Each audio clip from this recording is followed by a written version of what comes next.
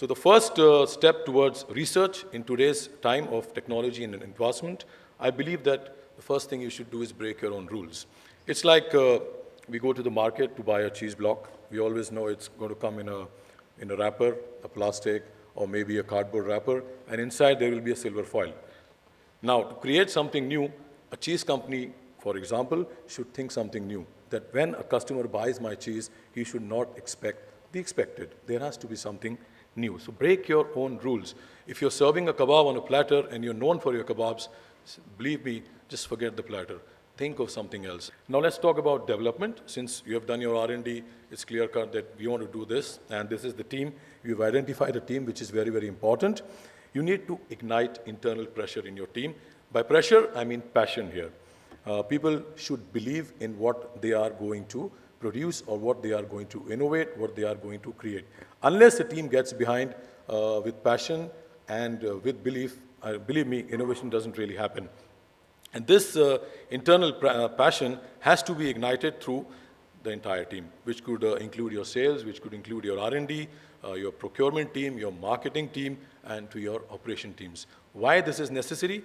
Because some people think, some people produce, some people will sell your product, and some people will deliver your product. That's why that internal passion from beginning till end, from where it is conceived, from where it is thought, to where it is delivered to the final customer is very, very important.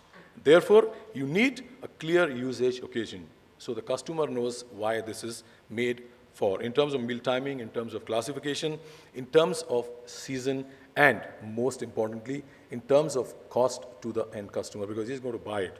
So it has to be very, very practical in terms of competition today.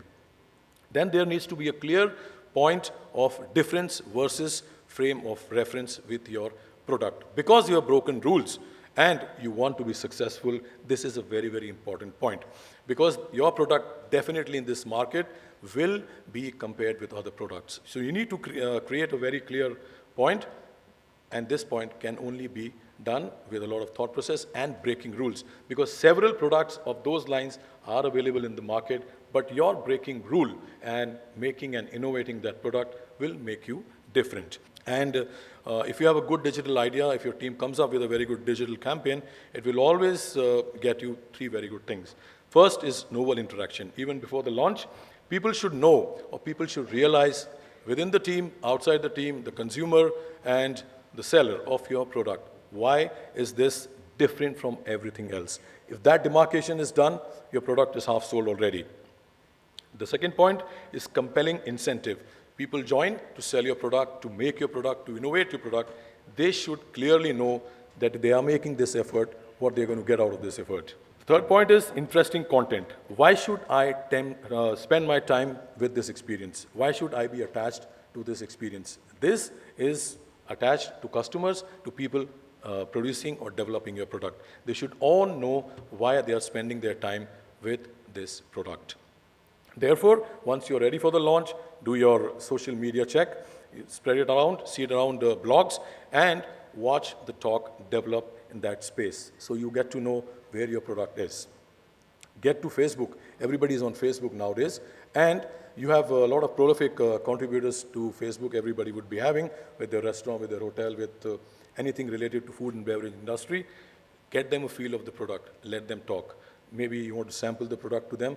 Let them talk on social media, and you will get a feel about how successful and how great your product can be.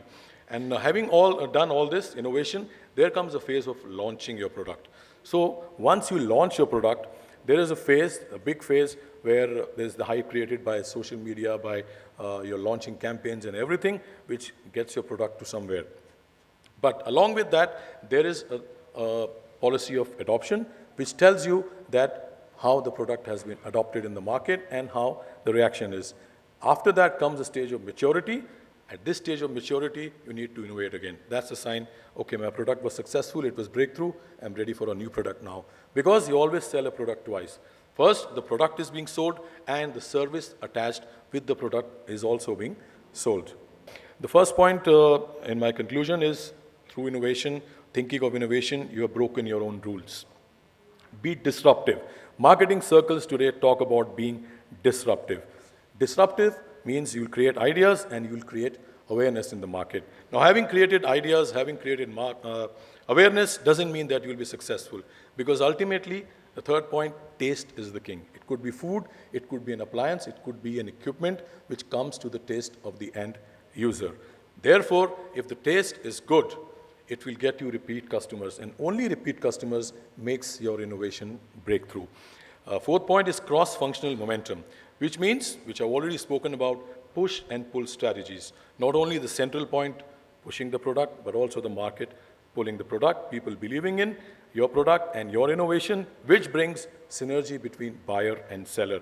And I always believe in innovations, which is my fifth point, fewer, bigger, and better. Don't go for too much.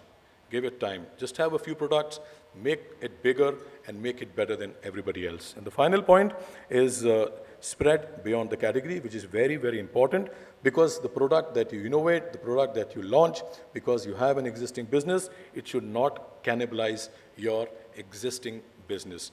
Therefore, you expand the frame of reference through innovation. Thanks a lot.